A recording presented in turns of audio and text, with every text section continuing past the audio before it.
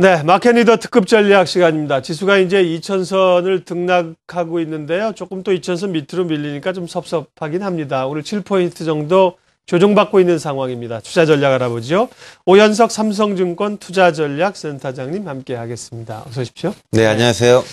예, 반신반의했던 미국의 QE3가 아주 강력하게 조치가 되면서 글로벌 증시가 급등을 했습니다. 우리 시장도 마찬가지인데요. 네네. 이 글로벌 경기 부양책, 또 통화정책 갖는 의미와 한계, 앞으로의 시장 영향력 어떻게 판단하세요? 네, 드라기 총재에 이어서 버냉키 의장도 시장 기대에 부응하는 정책을 발표했습니다. 8월 이후에 이제 주가가 올라오는 과정을 보시면은 첫 번째는 안도감이나 기대감 가지고 주가가 올라왔다라고 보시면 될 것 같고요. 그 이후에 이제 정책이 나오면서 시장의 성격이 자연스럽게 정책 랠리로 좀 연결되는 그러한 상황으로 보고 있습니다. 구체적으로 좀 보면서 말씀을 좀 드리면은요. 현장세의 성격은 글로벌 이제 안도하고 또 정책 랠리가 같이 맞물리는 구간으로 좀 보고 있습니다. 코스피는 정책 기대를 8월 이후에 이제 선반영 됐다라고 보고 있지만은 추가적인 상승 여력이 좀 남아 있다라고 생각을 좀 하고 있고요.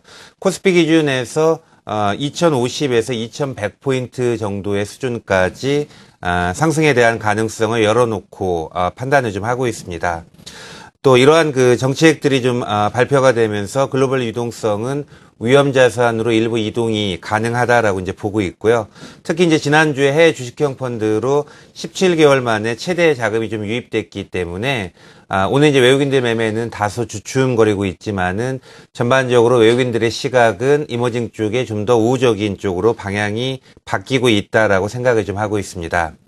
한 가지 이제 관심 가져야 될 부분은 주식형 펀드의 자금에 유입이 되고 있지만은 스타일별로 보면은 액티브 쪽의 펀드가 아닌 또 패시브 쪽 펀드, 그러니까 ETF 쪽으로 자금이 유입되고 있기 때문에 아마 외국인들이 우리 시장에 들어오면은 특정 종목보다는 비차익 매수 형태로 좀 투자가 유입될 가능성이 있다라고 생각을 좀 하고 있습니다. 네, 이 정책과 그에 따른 그 자금 환경으로만 보면 네, 우호적이라는 얘기입니다. 외국인 자금도 추가적으로 들어올 수 있다는 얘기인데 그러면 이제 2000선 위에서의 투자 전략은 긍정적으로 가져가도 됩니까? 네, 일단 그 부양 정책과 유동성 환경은 주식시장에 좀 긍정적인 영향을 미친다라고 볼 수 있지만은 여전히 이제 글로벌 매크로나 아니면 기업 실적과 같은 펀더멘탈 요인은 아직까지 확신을 갖기에 좀 무리가 있다라고 생각을 좀 하고 있고요. 이제 이러한 측면에서 본다면은 단기 대응하고 중기 대응은 좀 더 구분을 좀 하셔야 될 것 같습니다. 준비된 좀 표를 보면서 말씀을 좀 드리겠습니다. 현장세의 대응 전략과 관련해서 정책 발표와 정책의 효과는 좀 구분해서 접근을 좀 해야 된다라고 생각을 좀 하고 있고요. 이번에 반등이 나오면은 아마 연말까지 시장은 박스권 횡보 등락에 그칠 가능성이 있기 때문에 제가 생각하기에는 이번에 랠리 과정에서 좀 더 적극적으로 대응을 좀 하셔야 된다라고 이제 보고 있습니다. 궁극적으로는 연말까지 횡보 장세 보는 이유는 ECB와 FRB의 부양 정책이 근본적인 해법으로 판단하기에는 좀 무리가 있다라고 이제 보고 있고요. 4분기에서 연말까지 가는 구간 내에서는 오히려 정치 관련된 리스크가 주가의 조정 요인으로 작용할 가능성이 있다라고 생각을 좀 하고 있습니다. 이러한 측면 하에서 본다면은 장기적으로 주식을 계속 보유하고 있는 투자자의 경우에는 오히려 이번 랠리를 통해서 차익 실현하는 쪽에 그 의사결정하는 게 필요하다라고 생각을 좀 하고 있고요. 다음에 소재하고 산업재 같은 경우에는 과매도 됐다라는 점이 단기적으로는 주가의 반등 요인이 될 수 있지만은 아직까지 펀더멘탈의 개선에 대해서 자신감 갖기에는 여러 가지 측면에서 부족한 점이 많기 때문에 오히려 반등 시에는 현금화하는 쪽으로 의사결정하는 게 좀 더 유리한 선택으로 판단을 좀 하고 있습니다. 네. 마켓리더 특급 전략 오현석 삼성증권 투자전략센터장님 함께하고 있습니다. 일단 단기적으로 조금 차익 실현 매도 권고도 하셨는데 그 얘기 잠깐 듣기 전에 기사가 하나 들어왔네요. LIG건설의 CP 기업보험 부당 발행 의혹을 수사 중인 서울중앙지검 특수일부가 LIG그룹 본사와 LIG건설을 압수수색했다. 이런 얘기가 또 들어오고 있습니다. 참고하시고요.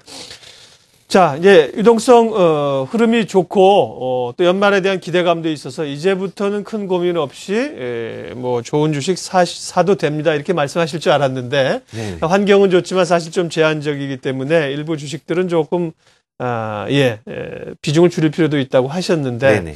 섹터별로 좀 자세히 좀 볼까요? 어떻게 전략을? 네, 그 단기적으로는 트레이딩 기회가 자주 발생할 수 있기 때문에 네. 연말까지 본다면 지금이 사실은 적극적으로 좀 매매를 해야 될 그러한 시기로 좀 판단을 좀 하고 있습니다. 네. 섹터 전략과 유망 종목에 대해서는 준비된 표를 보면서 말씀을 좀 드리겠습니다. 이번에 이제 Q3 정책을 통해서 시장에서 나올 수 있는 큰 틀에서의 투자 아이디어는 크게 한 두 가지 정도로 보고 있습니다. 첫 번째는 결국 이제 미국에서 유동성 풀어서 경기 회복에 일조한다라는 의미로 볼 수 있기 때문에 미국의 경기 회복에 연동하는 이러한 업종을 본다면은 결국은 이제 IT하고 자동차 쪽이 대표적인 수혜주가 될 수 있다라고 생각을 좀 하고 있습니다. 또 이제 유동성이 많이 풀리는 구간 내에서는 달러 가치가 좀 떨어지고 또 상품 가격이 올라갈 수 있다라는 이러한 쪽으로 접근을 한다면은 에너지, 건설, 비철 금속과 같은 상품 관련된 종목들 단계적으로 좀 보실 필요가 있을 것 같습니다. 네. 구체적인 업종으로 본다면은 글로벌 플레이인 IT하고 자동차 볼 수 있는데 트레이딩 관점에서 본다면은 삼성전자하고 현대차는 트레이딩 밴드 상단에서 단기 프로핏 테이킹 병행하는 것도 나쁘지 않은 선택으로 판단을 좀 하고 있습니다. 또 상품 가격 등락에 연동하는 종목으로 본다면은 SK이노베이션, LG상사, SK네트워크스, 또 GS건설 볼 수 있는데 아직까지 실적 측면에서 자신감을 갖기에는 좀 거리가 있기 때문에 이러한 종목들은 기술적인 매매에 좀 병행하시는 게 좋을 것으로 판단을 좀 하고 있고요. 다음에 이제 낙폭과대가 좀 이루어진 업종 내에서 단기 수급이 이제 심리적인 요인이 같이 맞물리면서 개선되는 종목으로는 SK 하이닉스하고 LG화학 정도 보고 있고요. 단기 트레이딩 하시는 건 무리가 없다라고 생각을 좀 하고 있습니다. 다음에 최근에 이제 대형주가 움직이면서 중소형 종목의 변동성이 좀 커졌는데 외국인들이 비차익으로 프로그램 매수가 들어오는 구간 내에서는 상대적으로 대형주가 좀 탄력이 좀 높기 때문에 중소형 종목이 시세 탄력에서 뒤처질 여지는 있다라고 생각을 좀 하고 있습니다. 다만 이제 대형주 랠리 이후에 중소형주로 매기가 다시 돌아설 가능성이 높기 때문에 중소형주 내에서도 그 실적이나 아니면 밸류에이션이 상대적으로 유리한 종목은 조정 시에 이제 매수하시는 쪽으로 접근하시는 게 좋을 것으로 판단을 좀 하고 있고요. 여기에 이제 그 추천이 가능한 종목으로는 파라다이스, 호텔신라, 또 AVCNC, 국순당, LS 네트워크스 뭐 이러한 종목들이 저희가 생각하고 있는 중소형의 그 유망 종목으로 판단을 좀 하고 있습니다. 네. 투자 전략 하시는 분들도 우리 오 센터장님을 포함해서 고민들이 많으신 것 같습니다. 그러니까 이제 장기 투자자의 경우는 이제 연말 내년 가면서 쭉쭉쭉 뻗어갈 수 있는 환경은 아직 아니라는 겁니다. 비중 축소의 기회로 이용하시고 단기 투자자들은 얼마든지 트레이딩 기회들이 남은 4분기에 남아있다는 겁니다. 관심 섹터들 종목까지 주셨는데요. 혹시 더 자세히 보고 싶은 분들을 위해서 홈페이지 출발 증시 특급 게시판에 자리에 올려놓겠습니다. 참조해 주십시오. 마켓리더 특급 전략 삼성증권 오연석 투자전략센터장님 함께했습니다. 고맙습니다. 네.